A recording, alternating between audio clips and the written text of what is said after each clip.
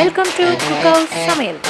வாங்க இன்னைக்கு tea time முறுமுறு காரா பூந்தி செய்கிறது எப்படின்னு பார்க்கலாம். அதுக்கு ஒரு மிக்சிங் பவுலில் 1 கப் அளவுக்கு கடலை மாவு எடுத்துக்கலாம். 2 டேபிள் ஸ்பூன் அரிசி மாவு அதில் சேர்த்துடலாம்.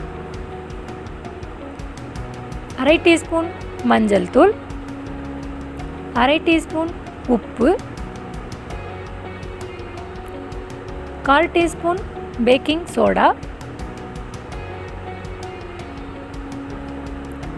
1/2 டீஸ்பூன் மிளகாய் தூள் எல்லாத்தையும் போட்டுட்டு இது கட்டி இருக்கும் ஃப்ரெண்ட்ஸ்.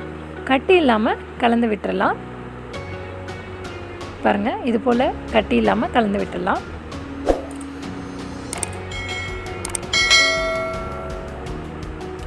எல்லாமே நல்லா கலந்ததுக்கப்புறம் நான் கொஞ்சமாக தண்ணி எடுத்திருக்கேன்.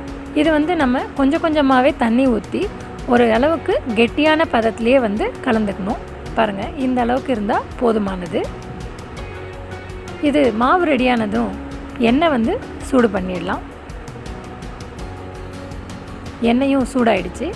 இது போல் ஒரு ஜல்லிக்கரண்டியில் இதை ஊற்றிட்டு இது போல் தேய்ச்சோன்னு சொன்னோம்னா கீழே நமக்கு பூந்தியாக கிடைக்கும். இது கடல மாவில் பார்த்திங்கன்னா நிறைய விட்டமின்ஸ், மினரல்ஸ், ப்ரோட்டீன், ஃபைபர் அப்படின்னு நிறைய இருக்குது. இது ஸ்கின்னுக்கு ரொம்ப நல்லது. இதுலேருந்து நமக்கு மலச்சிக்கலும் ப்ராப்ளமும் சால்வ் ஆகும்.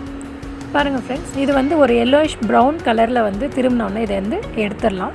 இது போலவே மிச்சத்தையும் நம்ம செஞ்சு எடுத்துடலாம். இது கூட 10 முந்திரி பருப்பை நான் ஆட் பண்ணியிருக்கேன். இந்த முந்திரி பருப்பும் நல்லா ப்ரௌன் கலர், ஒரு கோல்டன் கலர் ஆகிற வரையும் பொரிச்சிடலாம். பாருங்கள், இது போல் கலர் திரும்பினவும் எடுத்துடலாம்.